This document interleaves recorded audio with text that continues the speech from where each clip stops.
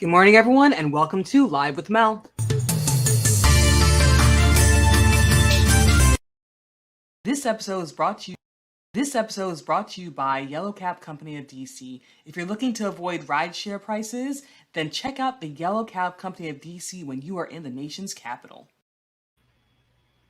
Losing a child, our parents' worst fear. In North Hollywood, the parents of Valentina Oyana Peralta are now having to live with that nightmare. What was supposed to be a fun day of shopping, of trying on dresses, of getting ready for a quinceañera turned into tragedy. Now in North Hollywood, 911 calls started coming in from Burlington Coat Factory. Calls were coming in because there was a man behaving erratically and attacking people. Now, there were multiple phone calls that came in from the Burlington Coat Factory, so police officers were sent in with guns, as usually in the United States, and with assault rifles as well. Now, when the police entered, they did see the suspect attacking people. Now, the 911 calls that did come in did have mixed messages. There was one 911 call that came in that said there was an active shooter. However, the other 911 phone calls that came in did describe another type of situation. Now, one call that came in stated that a guy was attacking customers, but needless to say, there was someone within Burlington Coat Factory who was attacking people in North Hollywood. Now, the suspect was attacking people with a bike lock.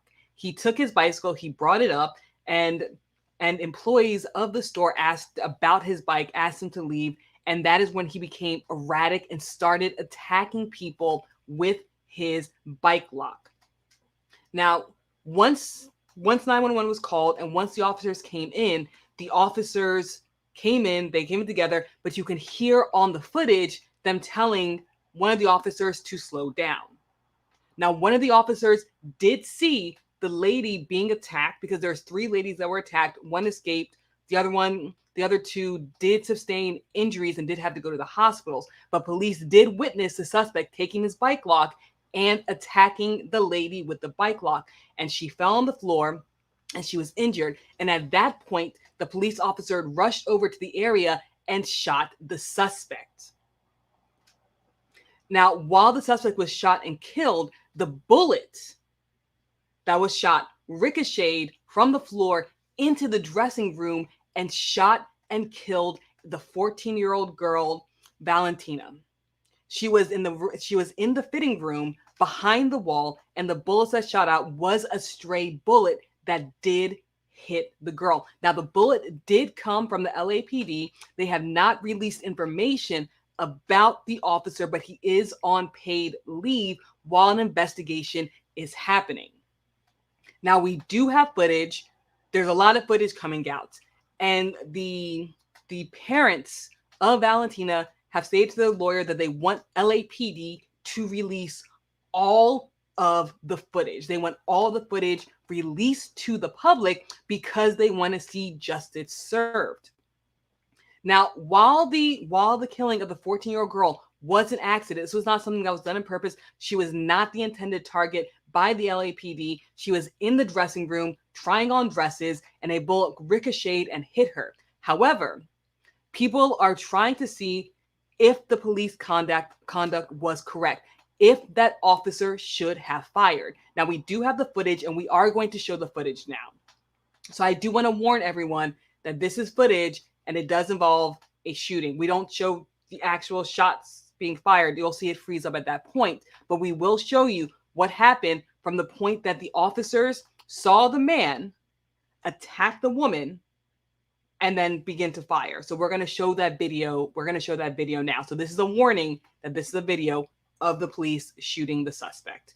So here is the video. Hey, slow down. Let me take point with the rifle. Hey, back up.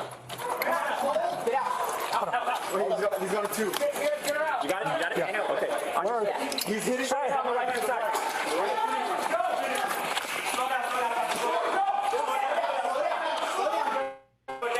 Hey, she's bleeding.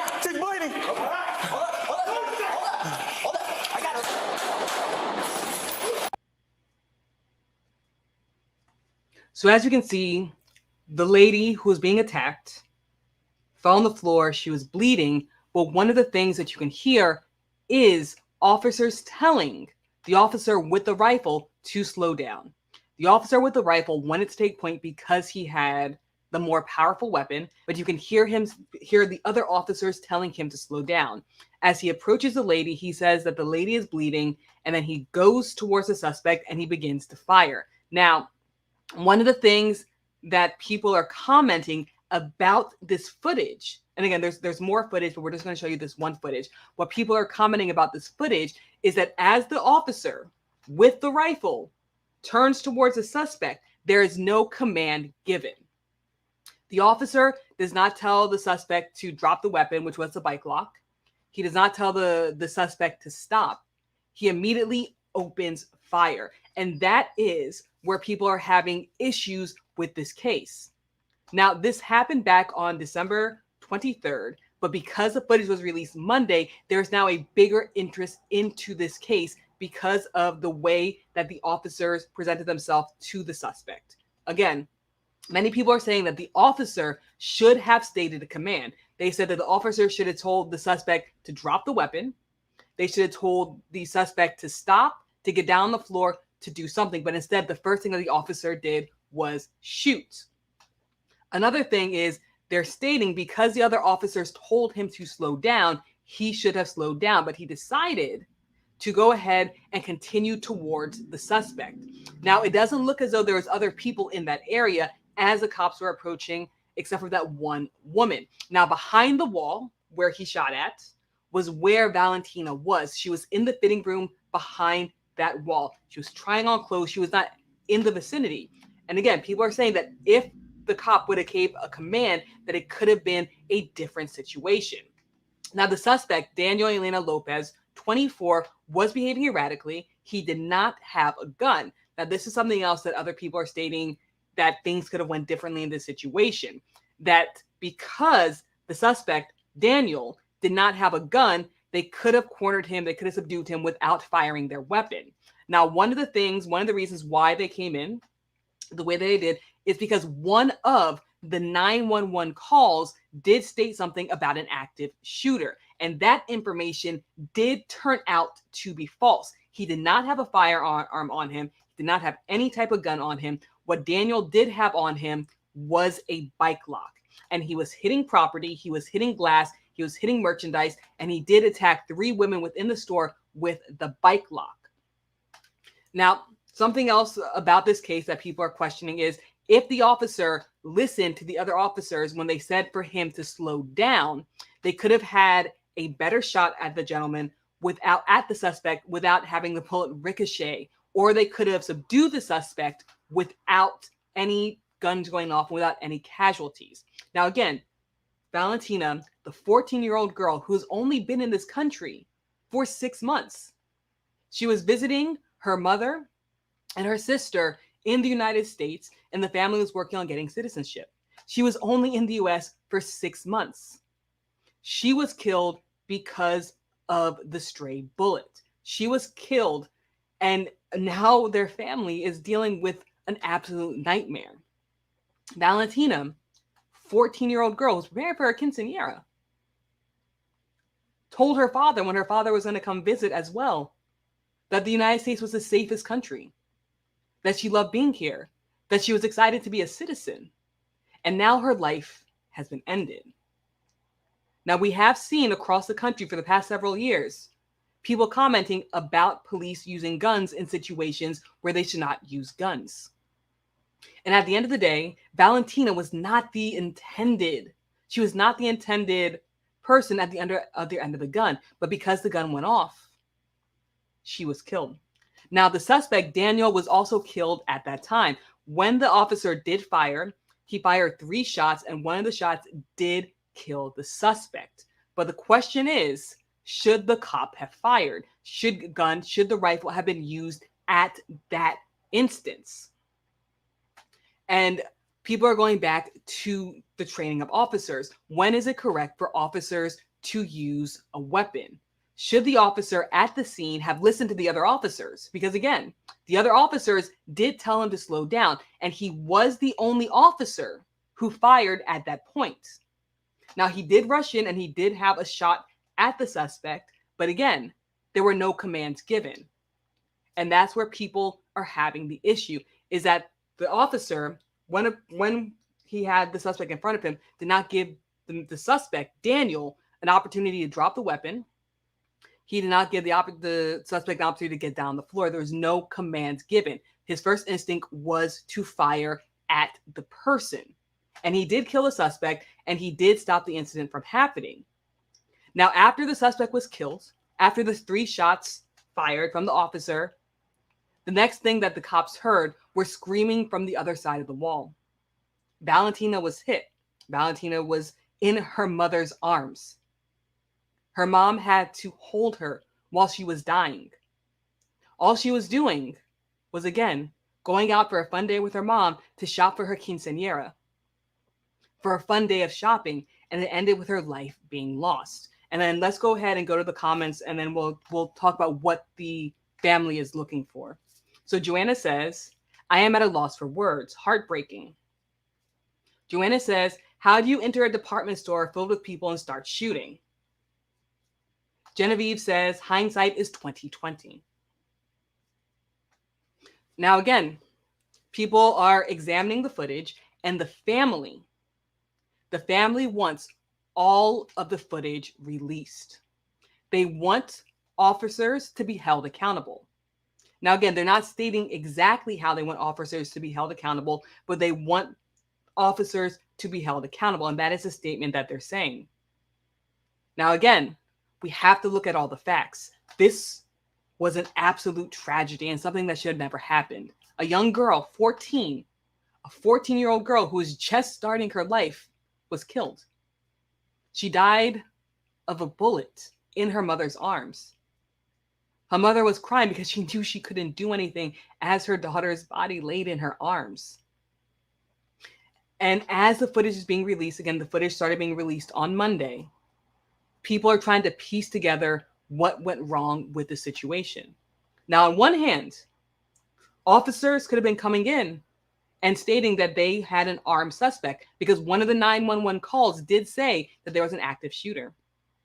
But we do know that the suspect did not have a gun, and the other 911 calls did not state that the suspect had a gun. But when the call comes in from the dispatchers, they're going to say possible gun on the scene. The suspect was only armed with a bike lock. He had already injured 3 other women and was going around the store and acting erratically. When the cops did come in, though, they came in as a unit, but only one officer fired. It was the officer with the rifle. As the cops were approaching the scene, they saw one woman on the floor bleeding. That woman had to go to the hospital. She was bludgeoned with a bike lock. And in that moment, the officer had to choose what he was going to do. But the question is, did the officer make the right choice? Did the officer follow protocol? Did the officer actually have to discharge his weapon? Now, again, I keep saying this time and again. On the footage that I played earlier, I'm not going to play the footage again, but on the footage when I played it earlier, you can hear the other officers telling him to slow down. When he approaches the suspect, he is the only one with his weapon pointing at the suspect. If the officer would have listened to his fellow officers and slowed down, the situation could have been different. If the officer who shot the rifle gave a command, the outcome could have been different. Could they have subdued the suspect without firing a shot? Again, the suspect, Daniel, who was killed by the officer, was behaving erratically, but the only thing that he was armed with was a bike lock. And while his behavior was erratic, the officers didn't give him the opportunity to drop the weapon. The officers didn't give him the opportunity to get on the ground. The officers didn't give him the opportunity to stop. So at the end of the day, as people are watching the footage, as the LAPD is looking and examining the footage, What happened next depends on whether the officer followed the proper protocol. We've seen time and time again that people are outraged when officers fire weapons in situations that they don't have to fire. But it also is a split-second decision. And most cops, I'm not going to say all, most cops don't want to fire their weapon any day of the week. But there are protocols put in place for a reason. There are rules that officers have to follow for a reason. Was the officer in a position where he himself or someone else was immediate danger? Again, the suspect was against a wall. He was running away, but there was more officers coming. They could have been a decision if the officer would have slowed down and the other officers were able to surround him, where they could have cornered him. Again, we're waiting for more footage to come out. The LAPD did release a lot of videos. I did show you the one video of the shooting.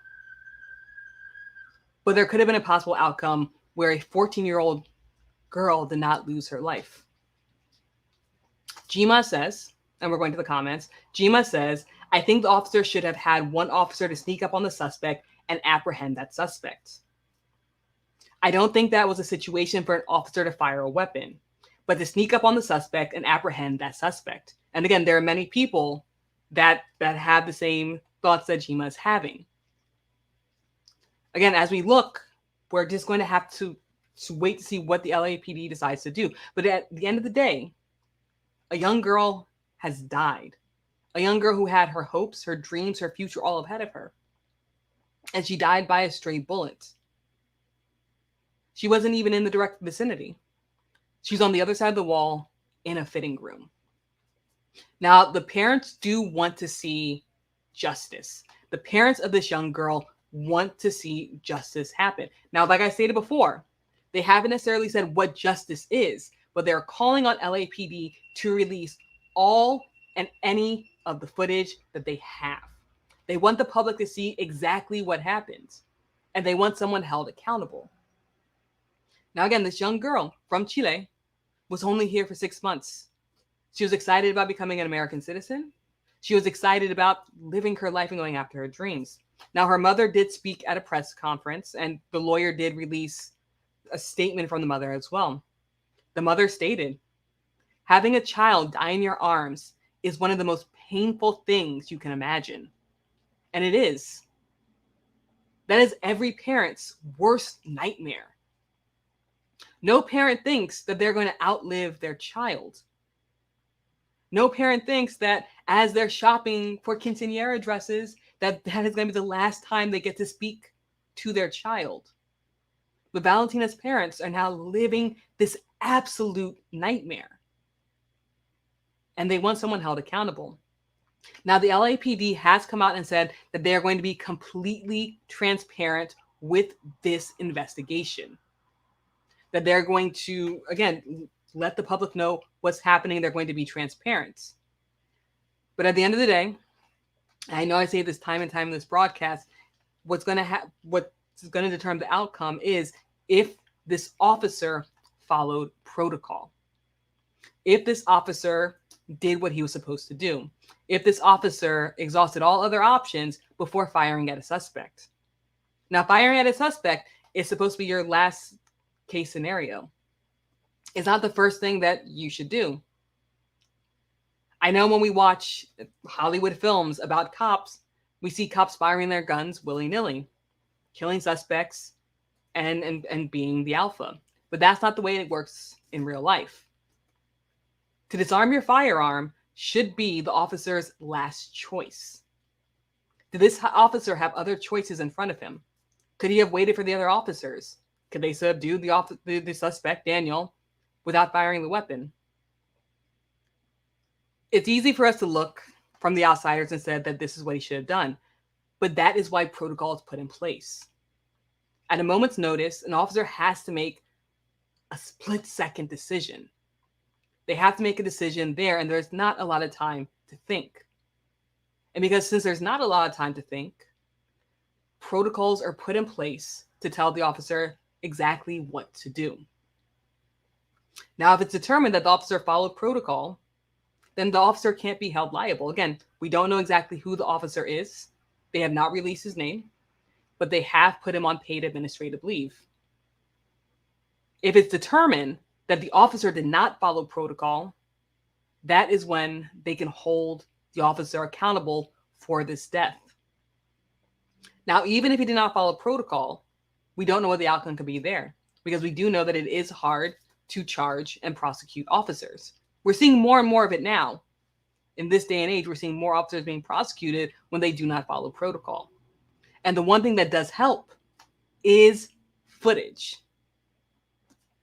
Footage from surveillance cameras, footage from cell phones, and footage from body cams protect both innocent people on the street and officers as well if they follow protocol.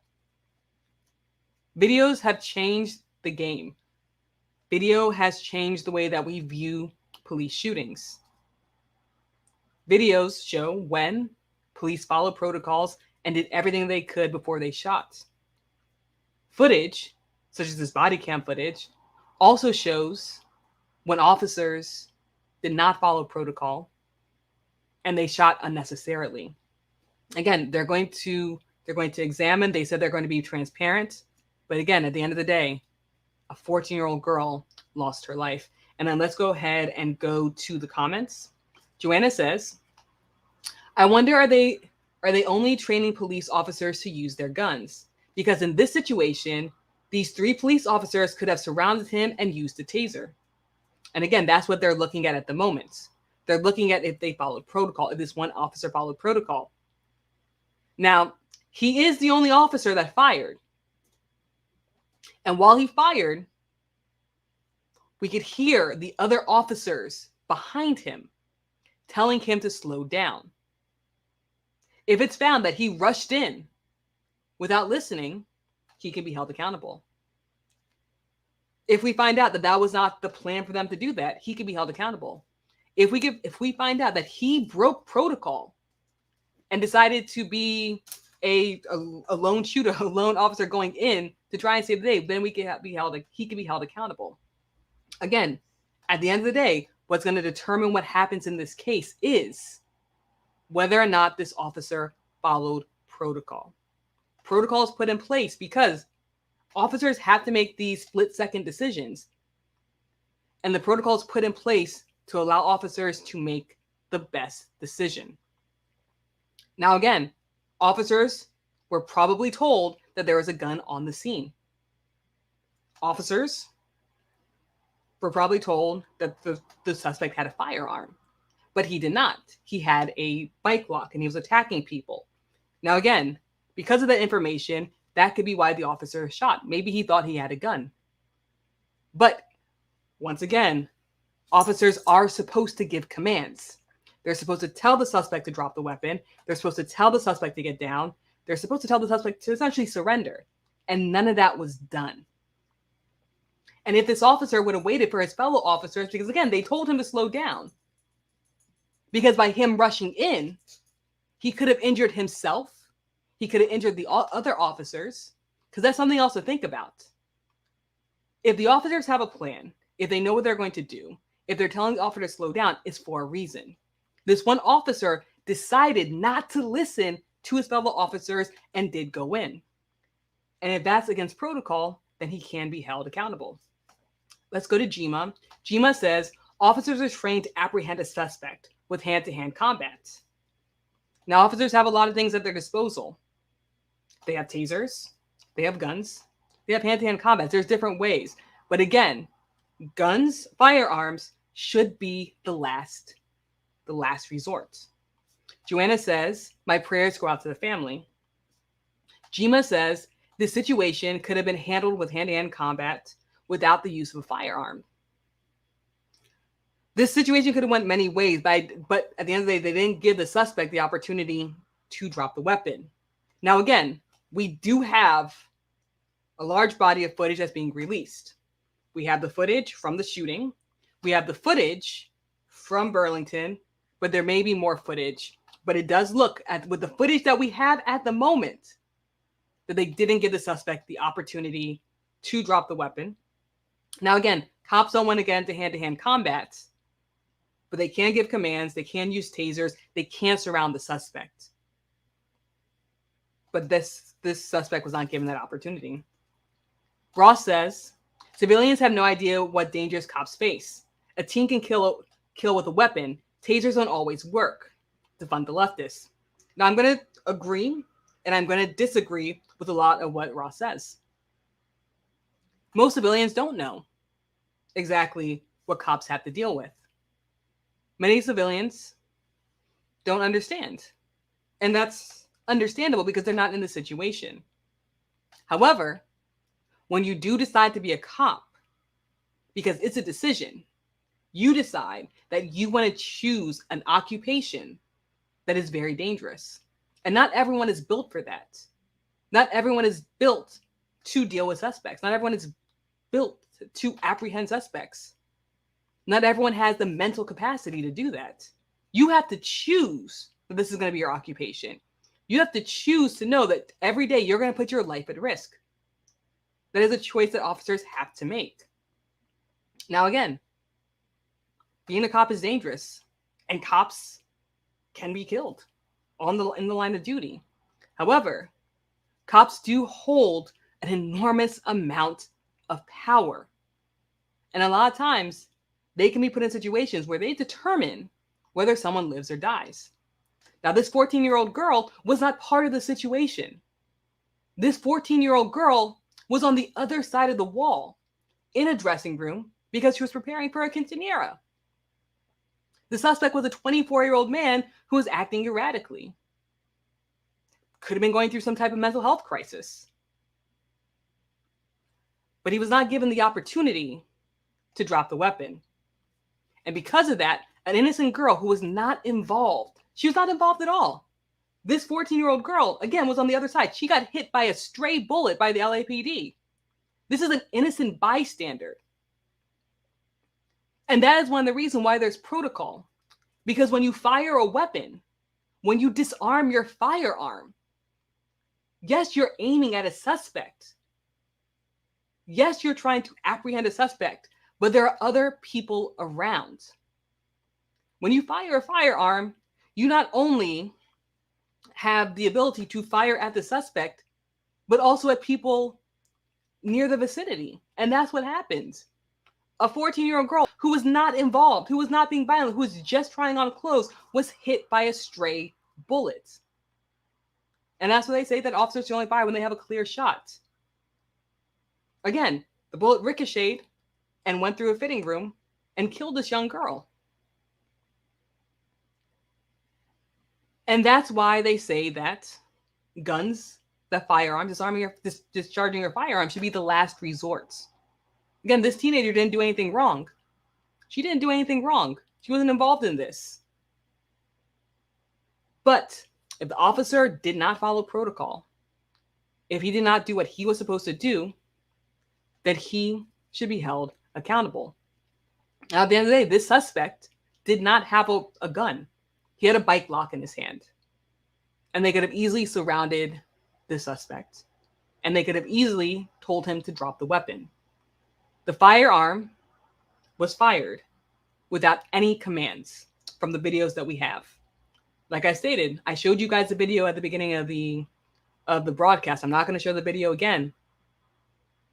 But no command was given. He approached, he had his rifle, and he took 3 shots. A shot hit the suspect, killed the suspect. But a young girl who was an innocent bystander also was killed because of this. Officers, so Jima says, and we're going to the comments, Jima says, officers are trained with their nightsticks as well. And they are. And that's what people are looking at. When you look at the footage, when we look at this, there are proper procedures that officers are supposed to fire. And when the LAPD investigates this, they're going to see whether or not there are other options, whether or not the officer followed protocol, or whether or not the officer made the correct choice. Joanna says, I respect and appreciate every single police officer. Every single day, they put their lives in danger to keep us, the people, safe. But they hold a great responsibility when using weapons that's on their hips. In this situation, this was wrong. Jima says, police are professionals trained with nightsticks, tasers, hand-to-hand combat, and guns when needed. And that's true.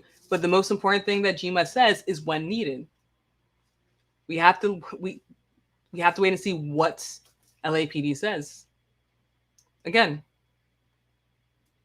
many people are stating with the footage that's being released.